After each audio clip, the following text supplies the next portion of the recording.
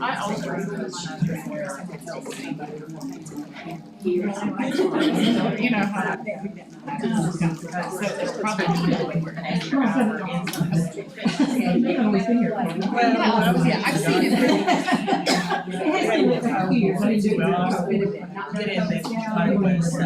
We had a lot of it. I watched some of it. It comes in. A lot of it. Yeah.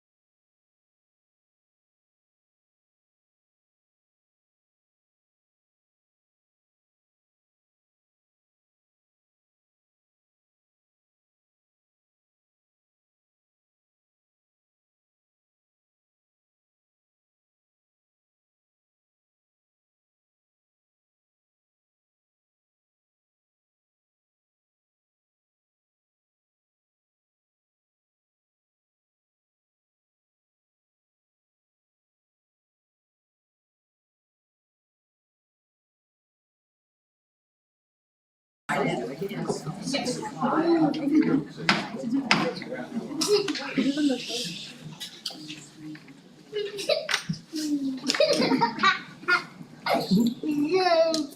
Recording of, we're gonna bring the meeting to order, recording of members present, and we are all present. We are going to have the pledge of allegiance. Greenwood Community student, Harry May, is it Aria May? Aria May Knight. Aria May Knight, and Mrs. Crawford is going to. Aria May Knight is a fifth grade student of Mr. Myers. Her mother is Summer Cunningham. She likes to dance, singing, reading, going to church, and eating. Great hobby. Now you're on.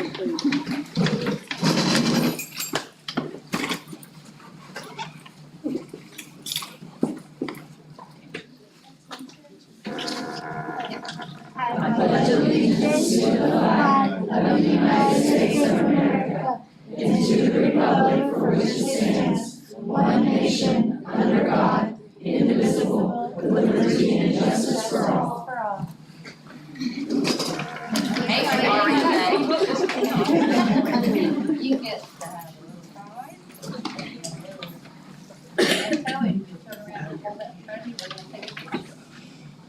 I told you they were going to get prizes.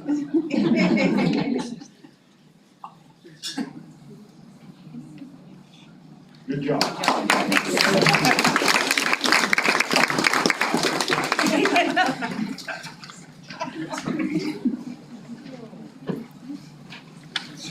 Item B, Tiger's Roar, and tonight we are going to hear from our band director, Linnell Spires, and we have members of TPS band here, so. Okay, so go ahead and come on up. Hi, I'm Linnell Spires.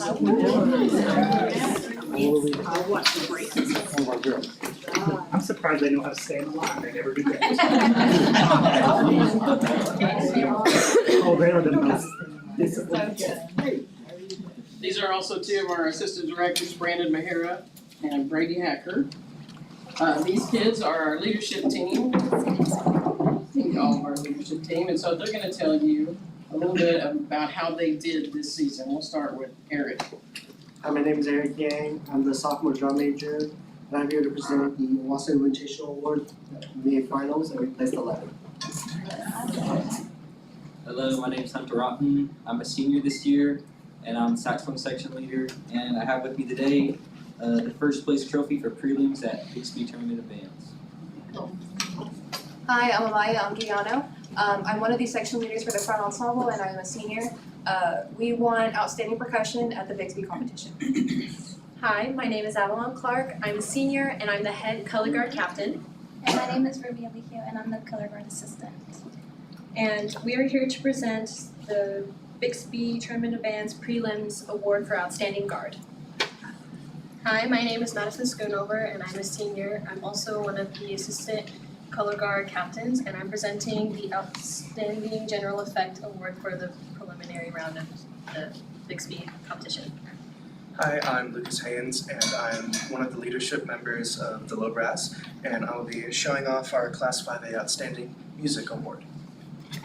Hi, I'm Tyler Butler. I am a clarinet section leader, and I am showing off the Bixby Tournament of Bands Outstanding Visual Effect. Hi, I'm Amy Smith. I'm the junior drum major, and I'm showing off the Bixby Tournament of Bands 2024 finalist Outstanding General Effect. Hi, my name is Ty Couch. I'm the other low brass section leader, and I'm showing off the finals Outstanding Music Award for Bixby Tournament of Bands. I'm Evan Ramsey. I'm the front ensemble section leader. I'm a senior this year, and I'm presenting the Bixby Finals First Place Award. Hi, I'm Margaret Guerrero. I'm a senior. I am the head drum major, and I'm presenting the third place OB8 State Championships Award. Hello, I'm Oscar Saldaña. I'm a senior. I am the high brass section leader. I am showing off our superior rating at the OSS 8A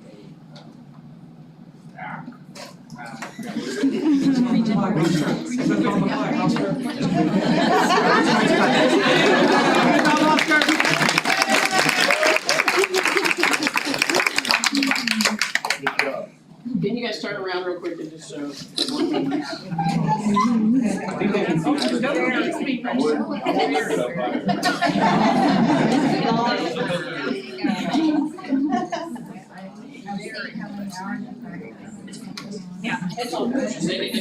Yeah, we can kind of get together for a little picture there. I'm not gonna try to get here. Yeah, someone have to get up this way. I'll get it. So you're gonna put it down on the floor.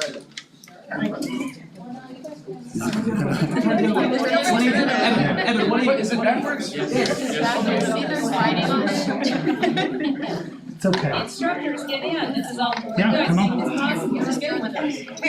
Oh, you're good. Is this centered? It's fine. There you go. Okay, wait. That's why she's the drum major. Sorry. Cool.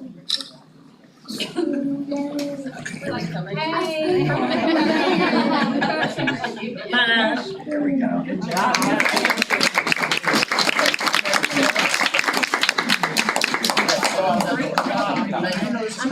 We are very proud of you guys. Great job. You practice more than anything we have. We know that. We appreciate it. Thank you. I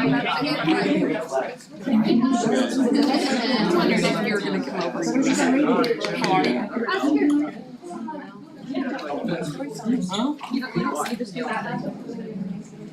You mean we have something? I don't know. One of these days, maybe we'll have a large auditorium at we'll have our board meetings in, and then the entire band can come. They can even play for us. Yes, that would be great, that would be wonderful.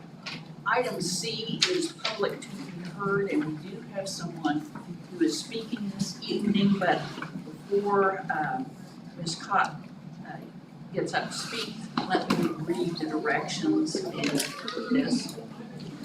Members of the public shall be allowed to attend all meetings of the Board of Education.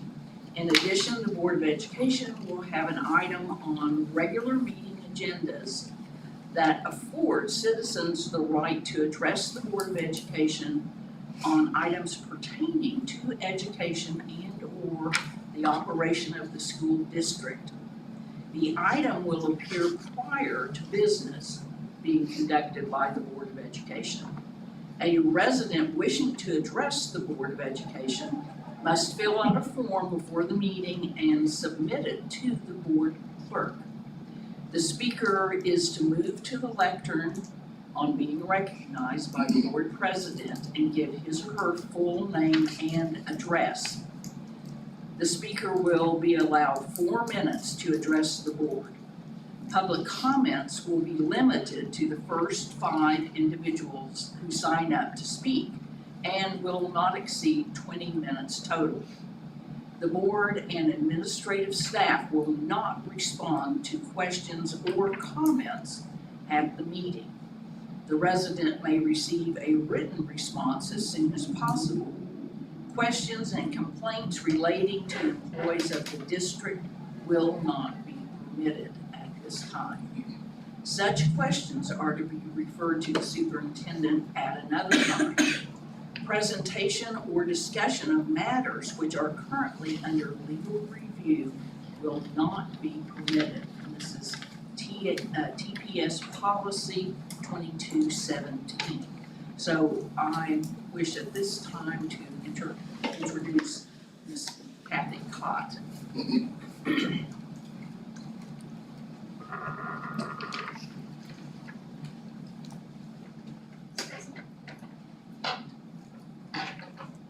Good evening, I'm Kathy Cott, 1214 South Ross Avenue, Tahlequah. I'm a resident of town, a retired band parent, thank God. 2 kids, it was a lot, and a woke mom. 2 of our 3 children graduated from Tahlequah High School. And I'm here tonight to ask our board and administration to stand strong against the onslaught of attempts by Superintendent Ryan Walters to circumvent the constitutions of Oklahoma and the United States. Walter's videos, announcements, demands, and edicts in no way promote or improve public education in Oklahoma. Please do what is best for all students, their families, and our educators, and please stand strong for them. Thank you.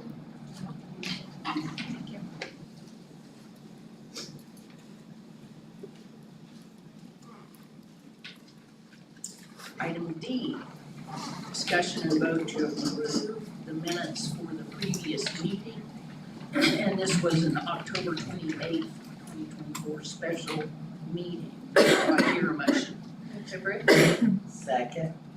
Any discussion? Ms. Nemo? Aye. Dr. Eversole? Aye. Dr. Coppell? Aye. Ms. Crawford? And aye. Item E, Deputy Treasurer report and vote to approve the monthly financial reports. Good evening. Good evening. The bank balance as of October 31st was $12,482,001.91. Receipts for the general fund at the end of October were $3,396,351.94. Building fund was $312,836.79. Sinking fund was $16,120.57. Bank balance at the end of October for general fund, $6,552,774.22. Building fund, $4,926,399.77. Bond fund, $762,578. Sinking fund, $240,139.37. Activity fund balance at the end of October was $1,112,300.26. On our utilities, our electric from last October to this October, it was $20,989 less. That's really good. Our gas actually increased, the increase was $265 from last year to this October, and water was $660.63 more also. That's good. My thoughts are paying off. Yes. Good job. Any questions? I have a motion on that. I'll make a motion. I'll second. Any discussion? Ms. Nemo? Aye. Dr. Eversole? Aye. Dr. Coppell? Aye. And Mrs. Crawford? And aye. Item F, presentation of the annual 2023-24 audit by Representative Jay Jenkins, Jenkins and Kemper, CPA. Good evening. It's that time of the year again. It never fails that when I come in here, it's like standing room only. But when it comes time for me to present the audit, nobody wants to stay around for the audit presentation. I'll just kind of cover the highlights. Maybe have any questions, Dan, I'll try to address those. Page 4 and 5 is the independent auditor's report. Basically on the first page, we go over the different kinds of opinions that you have. On a GAAP-based financials, we say that these financial statements are not in conformity with those. Most of the schools that we audit aren't in conformity with GAAP. They use the modified cash basis. And so with that modified cash basis, we issue a qualified opinion. The only qualification is that you don't have a fixed asset account group. And hardly any, we have Middale and Broken Arrow schools, they do have fixed assets, but everybody that's smaller than that pretty much no. So you're kind of in line with what is being reported throughout the state at the small school level, 5A and below. So that's the best opinion that you can get. That's what you've received year after year. with the exception of the fixed asset account, and that is the way it's been presented. So that's really it. When I first started this, back in the last century, we had the independent auditor's report on 2 pages, maybe like a page and a half.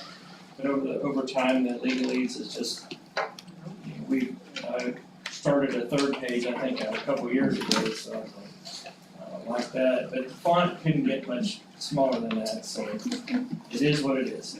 Page 7, and see, it messes me up because I used to say page 6, and that's page 7, so. The balance sheet, as you can see, overall you had about 23 million in cash at year end, about 27 million in debt, long-term debt. And then at the bottom you can see you had a $6 million carryover when you take the cash minus any obligations, liabilities. For the special revenue funds, which consist of building, it can be building, child nutrition, and co-op. You had $4,776,000. It looks like you don't have a child nutrition fund, it's not listed there, but you had a co-op that was about 0, and then the building fund was the $4,776,000. Your sinking fund or debt service fund, you had $143,000 in it. That money is just set aside for future payments, so it's kind of all committed towards that. And then finally, your capital projects fund. That's the last of the governmental fund types. Those are bond issues, whether it's a building bond or transportation. That's what that column is. And if there's more than one fund in any of these, the first part of the audit, we have combined funds. And then after the notes of the financial statements, we have the combining funds.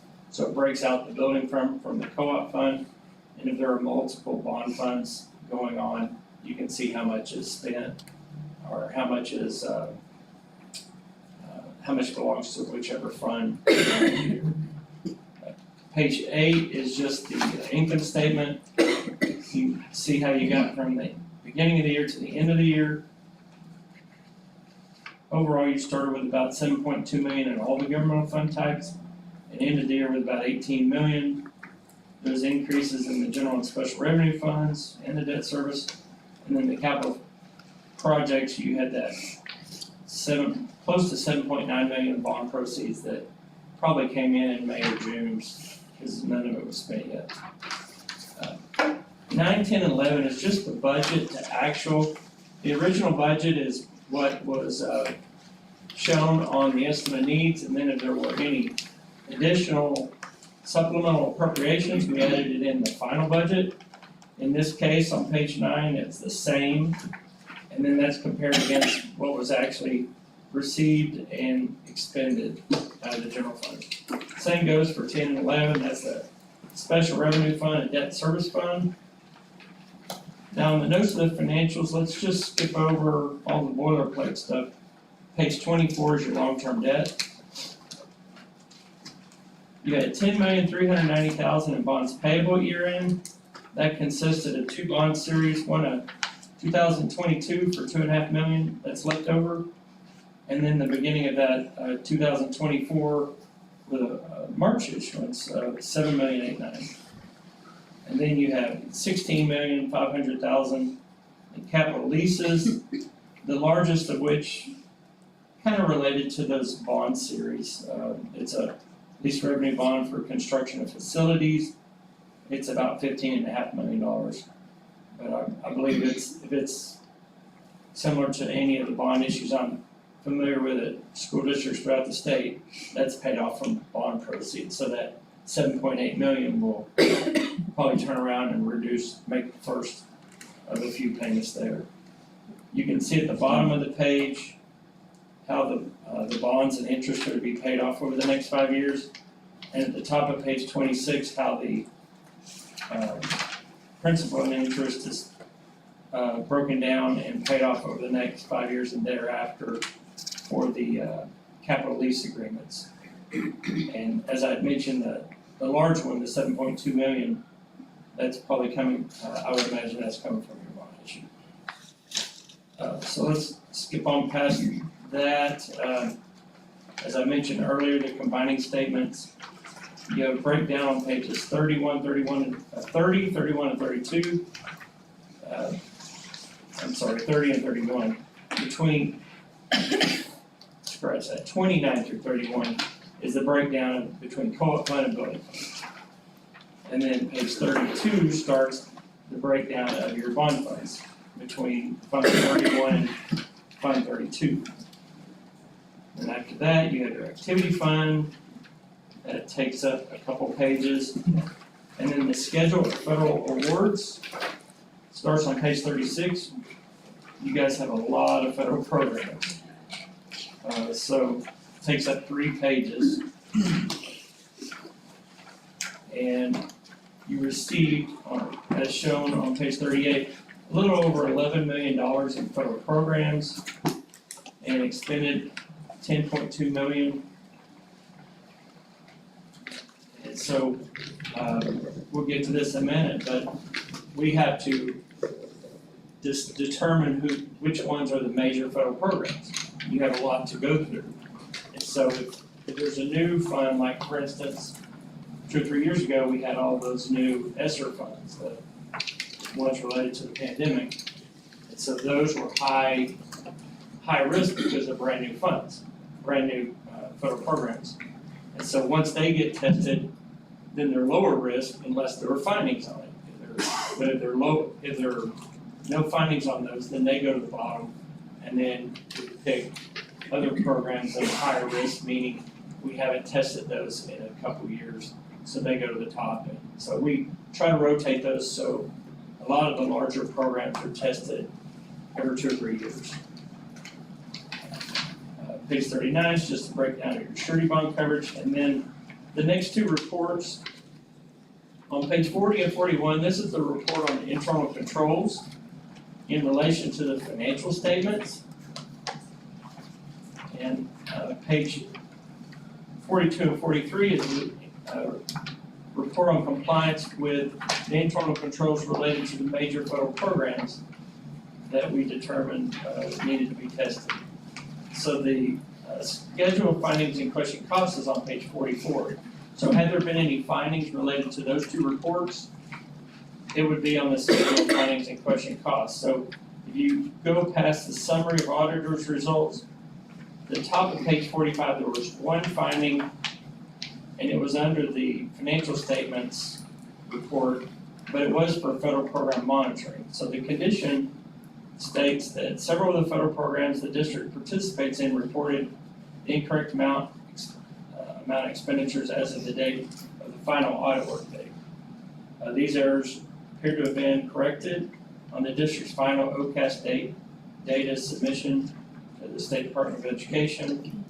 So in this situation, we break it up as condition, criteria, effect, and recommendation. That was the condition. The criteria is expenditures and reimbursements for federal programs must be coded to the proper project codes to accurately report federal expenditures to the OSDE. The effect, the district could misreport total federal expenditures.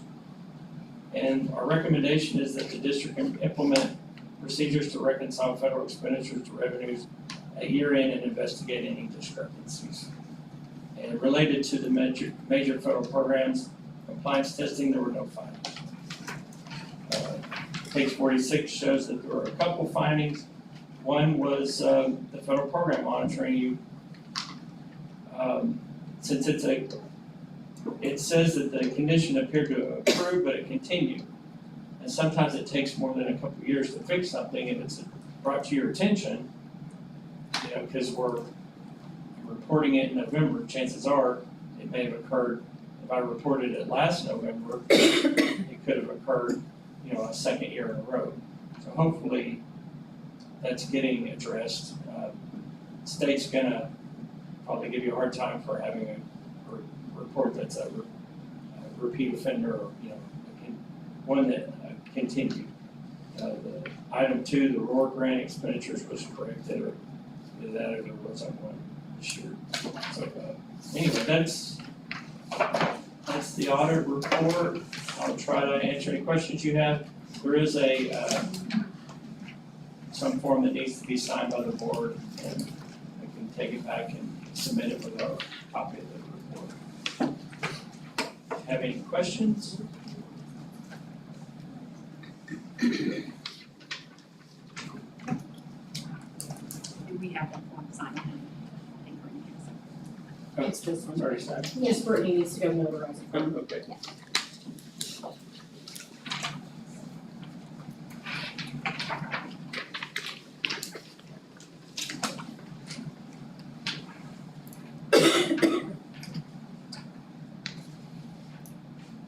All right, so, item G, we have the principal and directors. Oh, you're still, I'm sorry. I wanted to know if we had any questions. Yeah, yes, I'm sorry, and I thought, I guess I answered that.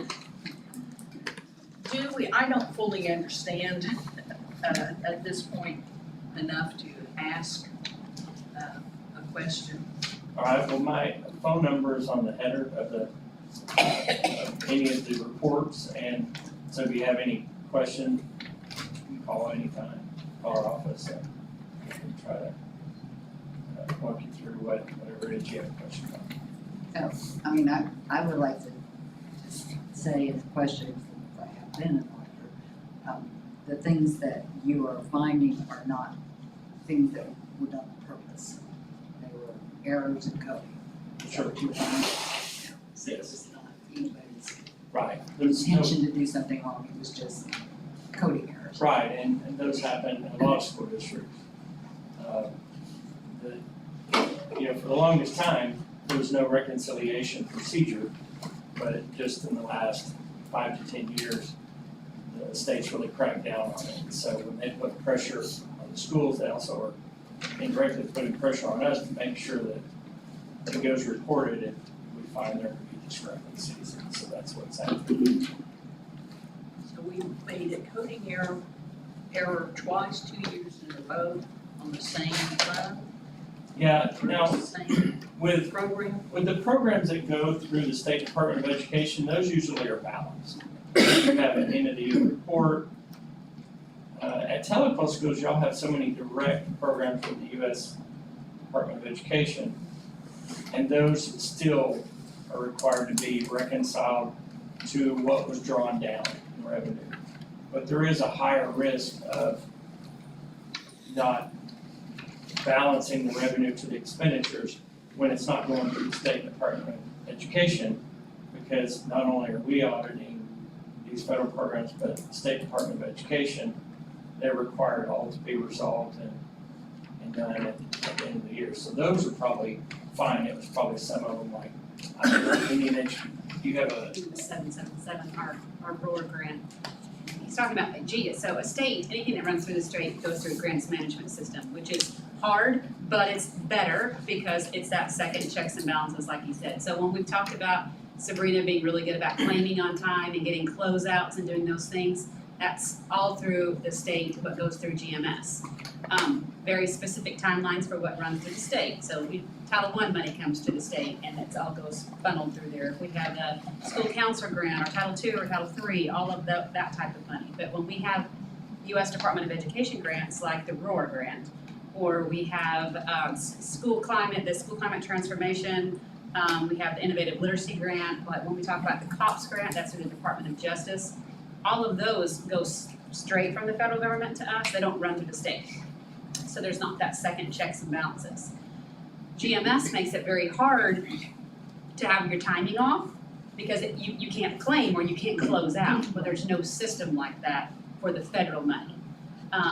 And Sabrina is so good at, she's become so efficient at getting things done timely.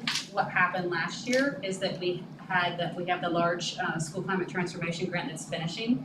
We sent 32 people to a training the last week of June. And so you scramble on that last week of June to have it all done by June 30th. And this year we did a great job. We had spreadsheets, we had checklists, we had all the things in place. Well, what we forgot is between payroll and finance, here it's negotiated that when we send them someplace, they get $100 a day when we send them off the clock, basically. We paid them for their $100 a day on July 15th. Sabrina didn't realize that hadn't been done yet, and she closed out on like July 9th. Used to, we wouldn't have closed out until the very last day. Now, it's so meticulous that she was able to close out quickly, and the left hand just didn't talk to the right. We already have procedures in place to make sure that that does not happen again. Another shout out for a reason why we need to be all in one building together. Our personnel is not, HR is on the same building as this building, so it makes it a little bit harder to work together on the end of things like that. No misappropriation of funds, nothing spent inappropriately, literally was a clerical paperwork issue. We don't like it. I didn't like it. No people in this room did not like it, and they knew I didn't like it because this is a hard conversation to have in front of people. But it was a mistake, and we have procedures in place to make it not happen again. I just think it's important for it to be Yes. clarified. Yes. What took place, and that can happen. Yes, ma'am. And Sabrina had actually created something for you, just so you guys can take home and look at it if you have any other questions about that, explaining what I just said. This is what happened, this is what we're gonna do to fix it, and the procedures we have in place to keep it from happening again. So where normally we're rushing to get it all closed out within the time limit, we just closed out a bit early. A bit early. Okay. Now we got so good, we're a bit early. We'll get our timing right. It's almost perfect. It's almost perfect. Thank you. Thank you very much. And I apologize for having, when you said any questions and no one said anything, and I thought, I don't know exactly what to ask. And, but anyway, thank you very much. You're welcome. I've got the signed copies. So yes, I will. Alright, thank you. Are you not gonna stay for the rest of the exciting stuff? I can't wait to go to the next, the bigger auditorium that you're talking about. Yes, sir. One of these days. Okay, It's on the dream list. thank you. All right, principal director's report and THS principal Natalie Cloud is going to visit with us about dropout rate, graduation rate, college remediation reports, all that kind of good stuff. Good evening. Well, the good news is, that our numbers went up, but our percentage stayed about the same. So, we had more graduates, so that helped us out. And on the next page, Robert, we have 48 students, grades 9 through 12, that were, reported as dropout. For the 23-24 school year, we had 5 students that re-entered. We had 3 students that went to other districts. We had 4 students that were labeled homeschools. And at the bottom it says that we had 44 last year and 44 this past school year. So the difference of 4 students. On that next page, it just talks about the corrections out of those students. So that comes down to 36. On the following page, it talks about our 9 through 12 grade 10-day drops by year. It's a 2.98%. We had 12 students. If you can look at that, we've graphed that for you since 2010, 2011. It looks like we had 44 the year before. We had 46, 23, 24, correction of 12, so that ends up with 36. That stayed the same. 10-day drop, you may miss 10 days. So if a student, if we have no contact for 10 days, legally by law, we have to drop them off our list. But 10 consecutive days of. Our kids know that rule and they show up on day They 9. Mike and Sherry, we were talking about that today, they know the rule. And then the next slide, these are our stats for our senior graduating class last May. We had 319 seniors. 8 seniors went to another school, 1 non-graduate, even though we begged and pleaded to come to summer school. 3 of our special needs students decided that they would stay with us for an additional year because we had a law change. 4 seniors were a 10-day drop, so we had 16 total non-graduates. We had 306 seniors that graduated, And our graduation rate was 94.9. Last year it was 94.2. So we did a great job. We increased it just a little bit. That's good. And on the next slide, you'll see, we are lucky enough to have Europe, and they help us with this data. And I am really proud of that English remediation rate. It is better than the state and much better than the county. We have a phenomenal English department and team, and they really prepare our kids for those college classes. And the math, 14.6% remediation rate. And then our reading, 7.3%. I will say that our English department is already working on some stamina work with the ACT, and this is how you're gonna get your remediation levels. Like if they don't make a 19 in each of those 4 cores on their ACT, then they'll have to take a 0 level class. So the English department's already doing some stamina work with reading passages so that kids have the stamina, it's like training for their brain to get through those 4 tests. So we're doing a lot of work on that. Very proud of that. Are these kids that just took the percentage, so that's ones who actually went to college and had to take, or just who didn't get that grade on Went the to ACT? college and have to take 0 level classes in those subjects. So and the first one is our Talco High School, second is the county. And the county data is kind of skewed because Sequoia's data is not in there, and they have a lot of kids that go to college. And then the state of Oklahoma. So as you can see, our English is superb, so we're really proud of that. Any questions? Now, before you leave, does anyone have a question?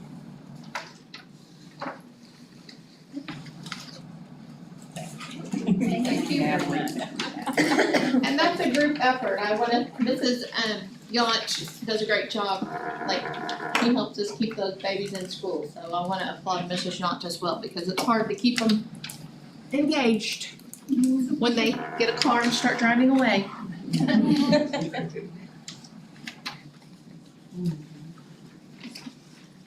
Item H, superintendent's report. Alright, well, today we have 522 employees, 3,681 students. We have 163 pre-K students with 19 additional pre-K 3 and Adventure Head Start babies. We have 433 students at Cherokee, 499 at Greenwood, 492 at Heritage, 721 at the middle school, 1,349 students at THS and Central combined. We have no transfer spots available at Sequoia, TMS, or THS, and a few here and there at the elementary, and those are always listed on our website for our patrons to see. A little bit on bond update. The Greenwood Classroom Edition is finished, being used. We practiced with the tornado not long ago, and it was very nice to have a FEMA-rated shelter for the entire building to go into. I heard from teachers, parents, kids, and they felt so safe, with that. Again, shout out for future plans. We want to build at the middle school. We eventually would like one at every site. But stop by and visit that if you've not been able to see it, because it's a really pretty site. The Greenwood White Wing windows have started, and they will be finished over Thanksgiving break. They've been doing the windows they can without displacing a class, but the other few classes that are not done will not be done on break whenever the kids are all gone, so we don't mess up their day. T-Max steps repair will begin sometime this week with concrete footings, and the mason is getting matching material to fix the block work. Trying to find the exact block to match what was built, many years ago is going to be a little bit entertaining, but we'll do the very best we can.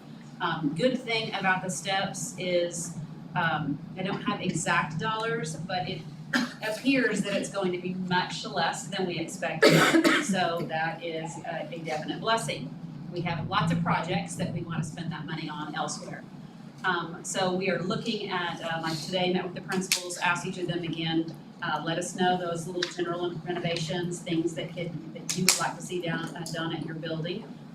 Some of them have already been emailing their ideas. We already had a lot on the books, so we'll look to see what it is that we have left on that bond fund from 2022, and and then we will get all those, various renovations done, so we're spending all of the tax dollars wisely. Do we have timeline on the stairs? We hope to have them done, beginning of the year. I started to say December, but then I just realized that's 2 weeks from now. Sorry, that's why I was like, that's why we were shooting for the start of basketball. we're not That's gonna not make that gonna happen. Yes, we can still use them though, so we still have the ramp, handicap access is still open, and the stairs up the, what is it, west side, of the TMAC, so we can still access it easily. It aesthetically doesn't look well and, very good, and we need more, we need it fixed. But it will be done, and it will be safe, and it needed to be completed. Nothing goes as quickly as we would like it to in school construction. Shout out to all my ag families out there that are waiting on the barn. Things just don't, I think, in my mind, I think you can do like a barn raising and get someone out there on the weekend and have it done. It just doesn't work that way. I would like it to work that way, but it does not. We already are getting quotes on things with the remaining bond funds.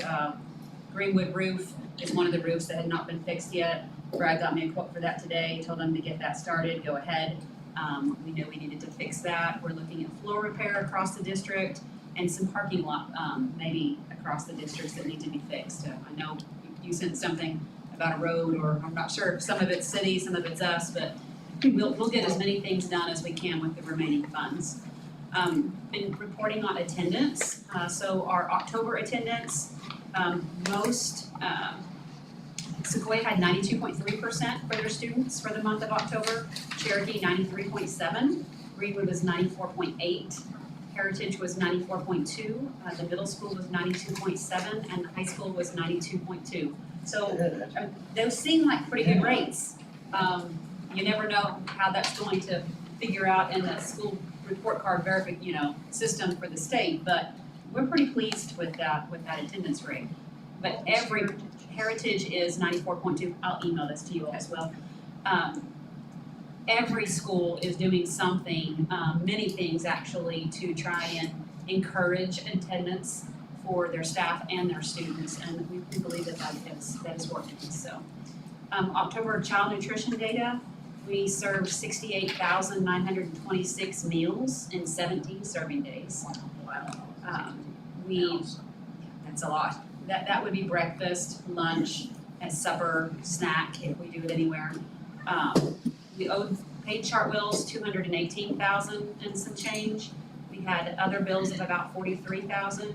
So total expenditures for the month were 261,000, and we brought in 260. So we're just right here. And so as you guys know, I think, going to CEP, we have to be able, it cannot be a general fund expense. We want to continue feeding all of our students for free, but we've got to make sure that we are paying less, that we're bringing in more than we are paying. We're not looking to make money on child nutrition, we're looking to break even, make sure we can replace a refrigerator if we need it, or cafeteria tables for our students. We want great food, great service, and we want to continue with that. So another conversation with principals today is we know we've got to continue to get those participation rates up, and that's how we keep CEP. We've got to get our babies to eat, because the more they participate, the more we are reimbursed, and then we can pay the bills. And that is definitely a service that we want to stick with. So Lacey and the child nutrition team are doing a great job of tracking data. Lacey has become Miss Spreadsheet America, and she has one for everything, and I love it. She's like, hang on, I got a sheet for that. And so I can quickly get into a Google document and look to see how many meals were served, exactly what we spent. So she does that with Sabrina, Heidi, all those people are working together on those. So we have data that we can look at every month, and that way, whenever we need to make decisions about programs, we have statistical evidence of what's working and what's not. But we're cautiously optimistic that it's going to be okay, but we just know that we've got to continue to encourage our babies to eat. I have a question, I don't know, someone will know the answer, but is there if a kid brings something with them for lunch, whether it's a full lunch or a bag of chips? I don't know if a rule's the right word, but is there something that prohibits them from getting a school meal? So even if they bring their whole packed lunch and they want to. We have lots of kids that okay, get that. okay. And Chartwells and Lacey have been working, they're talking about what we're feeding, what's on the menu, what we can do to make they've done taste tests and asked kids what they want. So we're doing what we can right now, but we're gonna continue those efforts, and it's gonna be okay. I mean, it's gonna be okay. I'm gonna believe it's gonna be okay. I told Colin, I ate a Cherokee today and it was great. I had beef nachos and I did not have that text. Like, as soon as she left, she was like, hey, this is good. I feel impressed in them too. I mean, it is, I've been going twice a month and I've had different food every time, and it is, my husband says it's a 100% increase in how good the food is compared to what it was. We'll keep trying to do the right thing. Tried to tell my to eat breakfast, but they're about half an hour.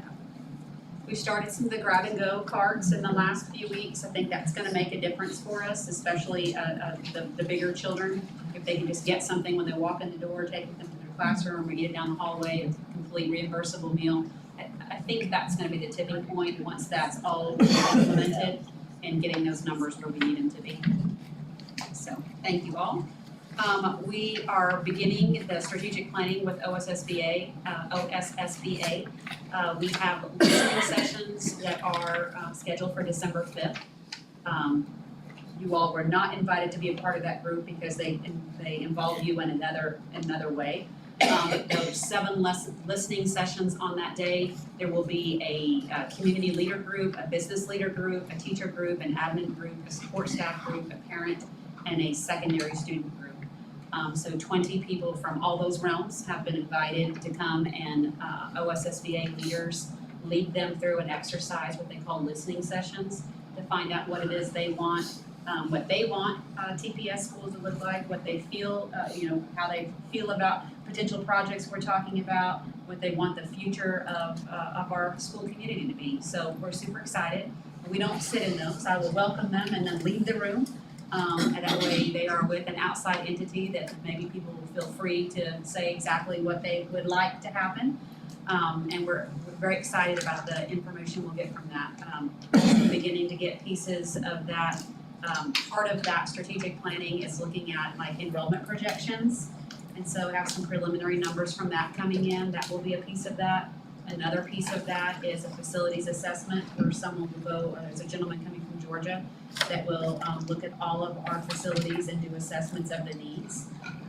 We have a capital improvement plan, but that's gonna help us like push that into that entire strategic plan. And yet, so we'll have our academics, we'll have our transportation, we'll have technology, we'll have all those pieces, and we'll have one nice comprehensive plan, which is what we wanted, because we need to begin with the end in mind. And so we're trying to look, 10, 15 years out and plan backwards. That way we know we have a good idea how to get there. We are also looking to do as many groups across the city as possible, and we're documenting every conversation, the things we talked about at the special board meeting, and the projects that we're interested in putting in this next bond.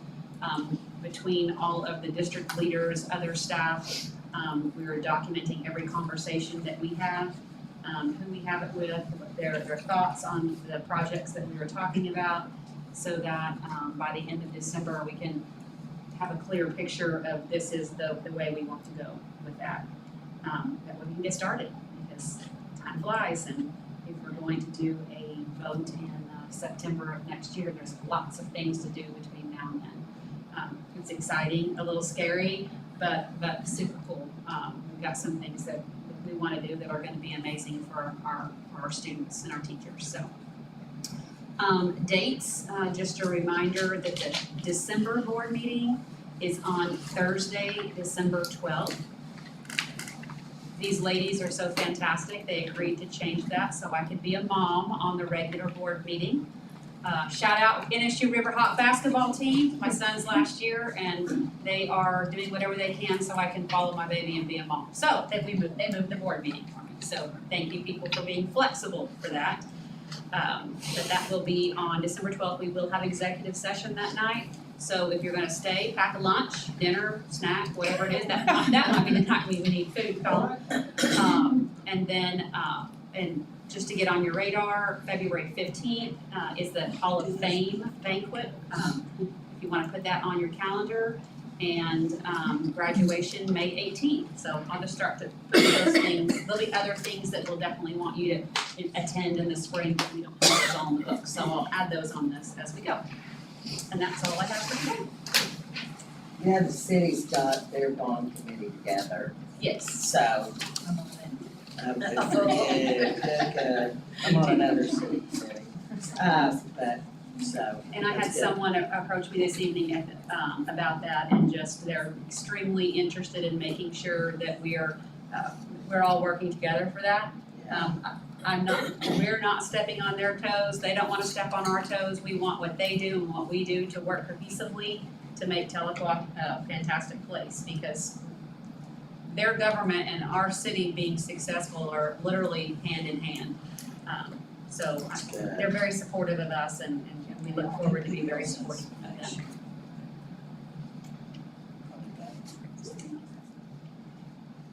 Any other discussion? Oh, I'm sorry, I was like, no. Item I, discussion and vote to approve the following surplus. Basically, this is IT surplus from, yes, do I have a motion? So moved. Second. Any discussion? Dr. Everson. Aye. Dr. Hoffman. Aye. Sorry. And Mrs. Crawford. And aye. J, business items, consent docket vote to approve the following, and we have 1 through 4, contracts and agreements, fundraisers, trips out of the state, overnight trips, and facility usage agreements. Do I have a motion? I'll make a motion to approve J1 through 4. Any discussion? I would like to explain one, just to the public. There is a trip on here for me that will be scholarships from an entity in the state. And then part of grant funded, no general fund, I have been invited to attend a educational experience in Finland. The most amazing opportunity that's probably ever dropped in my lap.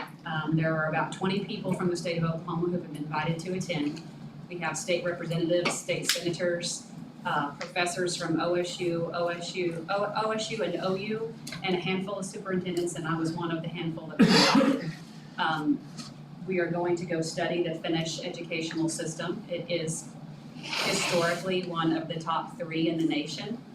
And we will spend time at the Finland Educational Building. We'll be in 2 different towns doing school visits from pre-K and their early childhood system, which is supposed to be the most amazing in the world, all the way through high school and what they do. I can't wait to come back and tell you guys what I have learned. That group is then going to create something in our state. And we know that we can't come back and completely change Oklahoma to the Finnish educational system, but there is something to be learned from that. They have consistently been doing something and been doing it well.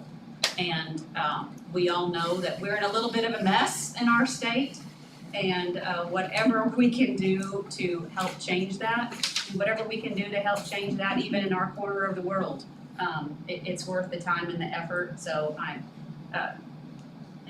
hope that you will approve that trip and be proud that I have been asked to represent our state in such a endeavor. But like an actual reason, like a slideshow. I can do it. Presentation when you get back. You know I can There talk. will be pictures. There will be pictures and I can talk, so we're good. Hey, I have a quick question on Synergy Entertainment for Say the Senior, what is that? Natalie? Synergy is it's kind of like Main Event, it's just a different place, it's really cool. That's Is what it in we're- Tulsa? Yeah, we had it last So year. we'll bus them to Tulsa. We've been doing that since COVID. The last couple of years at least, Right. I wanted to go for something. Okay. Right. Instead of. There's lots of things for the kids to do. It's fun. Never heard of it. Okay, thank you. Lock them in there. Alright. Yes, we get locked in there, and they have a security guard. Because we tried it like at the high school, and there were way too many doors. yeah, I was and gonna places say. to- Yeah. One place is. Get away from Yeah. myself.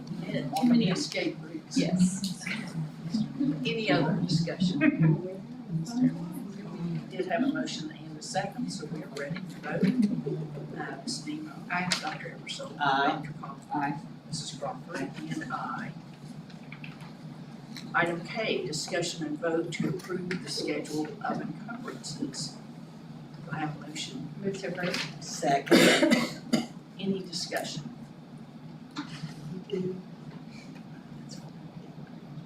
Ms. Nemo. Aye. Dr. Eversole. Aye. Dr. Cobb. Aye. Mrs. Crawford. Aye. And aye. Item L, discussion and vote to approve the adoption or revision of the following policies. And policies 1 and 2, first policy is 3112, it's an email retention, and 2 is policy 6229, wireless communication and cell phones. Do I have a motion? Second. And any discussion? I do, 3112, the email retention policy is new, we did not have one. And so we just kept emails indefinitely until we ran out of space. That'd be a good way to describe that, Robert. Which is, we needed the policy. This policy, says that all email communications will retain for a period of 7 years from the date of receipt. There will be certain emails such as business, finance, myself, that we would keep indefinitely, but everyone else's email would just be a 7-year and then it would not be retained any longer. So that is, like I said, a new policy. And the second policy is a revision. It was, used to be called paging devices and cellular phones, because it had not been changed in many, many moons. Let's see, 07, 03, I guess 15, there was a small revision. So we changed the name to wireless communication and cell phones. We added, what we did is we looked, you've seen a lot of conversation about cell phone usage in schools this year. And so one of the first things we did was pull our cell phone and then look at our policies and our handbooks and look at our practices. And there were a few things that we weren't exactly following, so we needed to edit the policy to make sure that we were following the policy. Big change, the biggest change in the policy, elementary students may only use their personal wireless devices before or after school hours, excluding the after school program. Middle school students can use their personal wireless devices only at lunchtime. So we had read before that they couldn't use them at all. And they have been using them at lunch and it's been successful and kids have been making good choices for the most part. So we wanted to edit it for that. Added a little bit of language if there was a problem with the phone, that it would be returned to the parent or legal guardian. Added some language about students who violate the policy will be subject to disciplinary action. And so it was specific for that, might have been in our handbook, but wasn't in our policy. And then added a section about students are responsible for their devices they bring to school, that the schools are not responsible. Again, most of those things were in our handbook that were board approved, they just weren't part of the policy. So we edited that, and then we have been asked by the state to share our cell phone policies. And after tonight, then we will upload that to the document they asked us to upload. We separate, I know it's shared with the public because it goes on our website and anyone can find it, but we communicate this to parents and students specifically somehow. We can. I think most of what we added here is in their handbook. We just hadn't noted the policy that we absolutely can put something out, so there's been some edits. So I guess send home and Especially those elementary kids. parent email. They need their parent. I know elementary kids need cell phones, but if they have them, they need their parents telling them you can't take this out of school, and if you do, it may get taken away from you and you may not be able to get it back, and I'm gonna have to come pick it up because if not, they do take it out. So we will do that. We will send the new policy home and email to read all parent emails. Any further discussion? Aye. Dr. Coffin? Aye. Motion and vote to approve personnel items. 1, 2, and on number 1, under employment, add the names of Daniel Perry, Talbot Middle School sped teacher, and then Renee Milbauer, Sequoia paraprofessional. Do I have a motion? Move to approve. Second. Any discussion? Aye. Aye. Aye. Ms. Crawford and aye. Any new business? No, ma'am.